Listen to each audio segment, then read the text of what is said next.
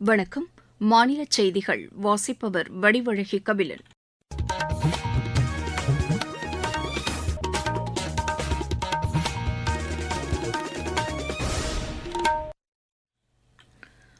தலைப்புச் செய்திகள். India Mauritius இடையேயான நல்லுறவை மேலும் வலுப்படுத்த உறுதி செய்யப்பட்டுள்ளதாக பிரதமர் திரு நரேந்திர மோடி தெரிவித்துள்ளார். இந்தியா அமெரிக்கா இடையேயான வர்த்தக ஒப்பந்தம் நாட்டின் நலனுக்கான மிகச்சிறந்த ஒப்பந்தம் என்று மத்திய அமைச்சர் திரு சிவராஜ் சிங் சௌஹான் தெரிவித்துள்ளார்.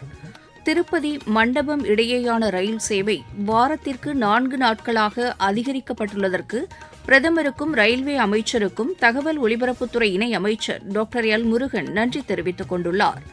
மீனவர்களின் நலனுக்கான பல்வேறு திட்டங்களை தமிழக அரசு செயல்படுத்தி வருவதாக மாநில அமைச்சர் திருமதி கீதா ஜீவன் தெரிவித்துள்ளார். சென்னையில் நடைபெற்று வரும் சர்வதேச சேலஞ்சர் டென்னிஸ் போட்டியில் இந்தியாவின் பிரஜ்வால் தேவ் நிதின்குமார் சின்ஹா இணை காலிறுதிக்கு முன்னேறியுள்ளது. இனி விரிவான செய்திகள். இந்தியா மொரீஷியஸ் இடையேயான நல்லுறவை மேலும் வலுப்படுத்துவது என்று உறுதி செய்யப்பட்டுள்ளதாக பிரதமர் திரு நரேந்திர மோடி தெரிவித்துள்ளார். இது தொடர்பாக சமூக வலைதளத்தில் பதிவிட்டுள்ள அவர், மொரீஷியஸ் பிரதமர் டாக்டர் நவீன் சந்திர ராம்குலம் தம்முடன் தொலைபேசியில் பேசியபோது இதனை தெரிவித்ததாக குறிப்பிட்டுள்ளார். கடந்த ஆண்டு வாரணாசியில் அவரை சந்தித்தது முதல் தற்போது வரை இரு நாடுகளுக்கும் இடையேயான நல்லுறவில் ஏற்பட்டுள்ள முன்னேற்றங்கள் குறித்து விரிவாக விவாதித்ததாகவும் பிரதமர் தெரிவித்துள்ளார்.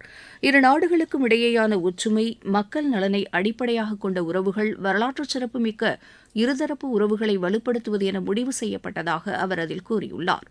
இந்திய பெருங்கடல் பகுதியில் அமைதி மற்றும் ஸ்திரத்தன்மை தொடர்ந்து நீடிப்பதற்கு இரு நாடுகளும் பணியாற்றுவது என்றும் ஆலோசிக்கப்பட்டதாக பிரதமர் தெரிவித்துள்ளார்.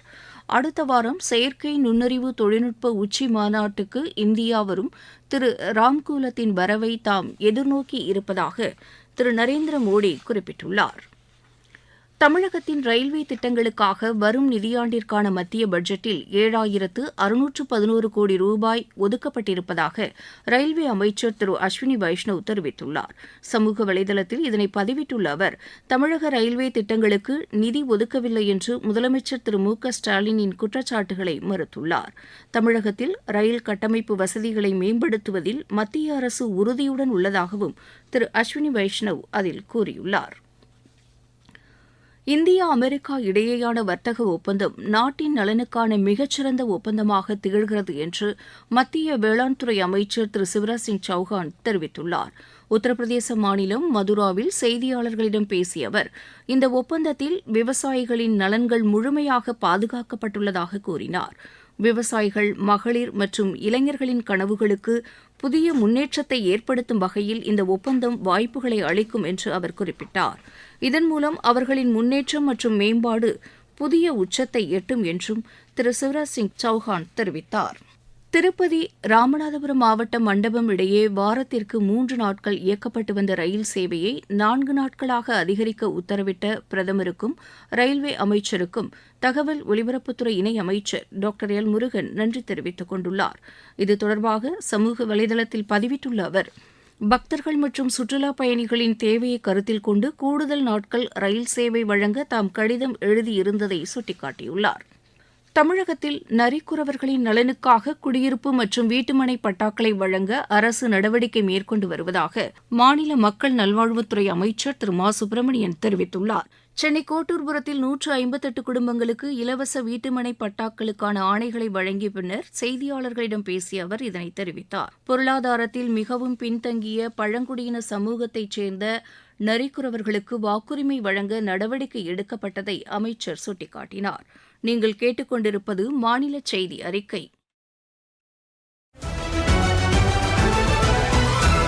ஊரக வளர்ச்சிக்கான புதிய அத்தியாயம். வளர்ச்சியடைந்த இந்தியாவிற்கான ஊரக வேலைவாய்ப்பு உறுதி மற்றும் வாழ்வாதார சட்டம். இந்த சட்டம் வருடத்திற்கு 125 நாட்கள் வேலையை உறுதி செய்கிறது. இதில் வாரந்தோறும் ஊதியம் வழங்கப்படுவது கட்டாயமாக்கப்பட்டுள்ளது. பணி முடிந்த 15 நாட்களுக்குள் ஊதியம் வழங்குவதை உறுதி செய்வதற்கான அம்சங்களும் இதில் இடம்பெற்றுள்ளன. ஊதியம் காலதாமதமாக வழங்கப்பட்டால் அதற்கான இழப்பீட்டுத் தொகைக்கும் இதில் வகை செய்யப்பட்டுள்ளது. வளர்ச்சியடைந்த இந்தியாவிற்கான பயணத்தில் மோடி அரசு தொடரும் சீர்திருத்த நடவடிக்கைகள்.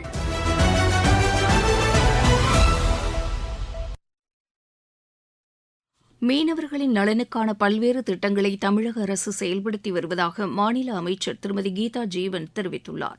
தூத்துக்குடியில் மீனவர் நலவாரியம் சார்பில் நடைபெற்ற குறைதீர்க்கும் கூட்டத்தில் பங்கேற்று பேசிய அவர், கடற்கரை பகுதியில் மீன்பிடி இறங்குதளம், தூண்டில் வளைவு பாலங்கள் உள்ளிட்ட பணிகள் நிறைவேற்றப்பட்டிருப்பதாக கூறினார்.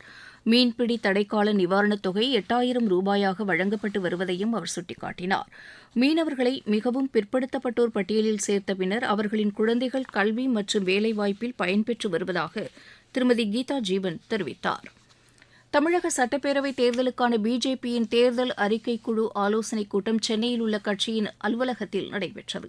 இதில் கலந்து கொண்டு வாக்காளர்களிடமிருந்து பெறப்பட்ட கோரிக்கைகள் குறித்து கட்சியின் மூத்த நிர்வாகிகளுடன் விவாதித்ததாக பிஜேபி மாநில தலைவர் திரு நயினார் நாகேந்திரன் சமூக வலைதளத்தில் தெரிவித்துள்ளார். யானைகள் பாதுகாப்புக்காக பல்வேறு நடவடிக்கைகளை மத்திய அரசு மேற்கொண்டு வருகிறது. தருமபுரி மாவட்டத்தில் நடப்பாண்டில் 5,74,000 ரூபாய் இதற்காக செலவிடப்பட்டுள்ளதாக எமது செய்தியாளர் தெரிவிக்கிறார். யானைகளை பாதுகாக்க மத்திய அரசு யானைகள் பாதுகாப்பு திட்டத்தை செயல்படுத்தி வருகிறது. தருமபுரி மாவட்டத்தில் யானைகள் பாதுகாப்பு திட்டம் வனத்துறை மூலம் செயல்படுத்தப்பட்டு வருகிறது. இதன் மூலம் நடப்பாண்டில் வேட்டை தடுப்பு முகாம்களை அமைத்தல், வனப்பகுதிகளை ஒட்டியுள்ள கிராமங்களில் உள்ள கால்நடைகளுக்கு நோய் தடுப்பு முகாம்களை நடத்துதல், யானைகளுக்கு உப்பு கட்டி வைத்தல், யானைகள் ஏற்படுத்திய சேதத்திற்கு விவசாயிகளுக்கு நிவாரணம் வழங்குதல், வன குற்றங்களை தடுக்க தகவல் பெற தகவல் அளிப்பவர்களுக்கு தகுந்த சன்மானம் வழங்குதல் உள்ளிட்ட பணிகளுக்காக நடப்பாண்டில் 5.74 லட்சம் செலவிடப்பட்டுள்ளது. தருமபுரியில் இருந்து மா தண்டபாணி. இருவரிச் செய்திகள். காசாவின் தெற்கு பகுதியில் உள்ள ரஃபாவில் இஸ்ரேல் ராணுவம் நடத்திய தாக்குதலில் 4 தீவிரவாதிகள் கொல்லப்பட்டனர். ஜப்பான் நாட்டின் மிஜுஹோ வங்கியின் தலைமைச் செயல் அதிகாரி திரு மசாஹிகோ கட்டோ மத்திய வர்த்தகத்துறை அமைச்சர் திரு பியூஷ் கோயலை புதுதில்லியில் நேற்று சந்தித்து பேசினார். டிஜிட்டல் மோசடிகளை எதிர்கொள்வதற்கு தொலைத்தொடர்புத்துறை உள்ளிட்ட சம்பந்தப்பட்டவர்களுடன் ஆலோசனை நடத்தி நிலையான வழிகாட்டு நெறிமுறைகளை வகுக்க வேண்டும் என்று மத்திய அரசை உச்சநீதிமன்றம் கேட்டுக் கொண்டுள்ளது. சட்டப்பேரவைத் தேர்தலில் அதிக அளவு வாக்குப்பதிவு நடைபெறுவதை உறுதி செய்யும் வகையில் வாக்காளர்களுக்கான விழிப்புணர்வு பிரச்சாரத்தை புதுச்சேரி தேர்தல் துறை தொடங்கியுள்ளது. தமிழ்நாடு தீயணைப்பு மற்றும் மீட்புப் பணிகள் துறை சார்பில் கிருஷ்ணகிரி மாவட்டத்தில் உள்ள 8 தீயணைப்பு நிலையங்களிலும் தீ பாதுகாப்பு குறித்த பயிற்சி வழங்கப்பட்டது. மயிலாடுதுறை மாவட்டம் சீர்காழியில் காவல்துறையினரின் கண்காணிப்பு பணிகளை மாவட்ட காவல் கண்காணிப்பாளர் திரு ஸ்டாலின் நேரில் ஆய்வு செய்தார்.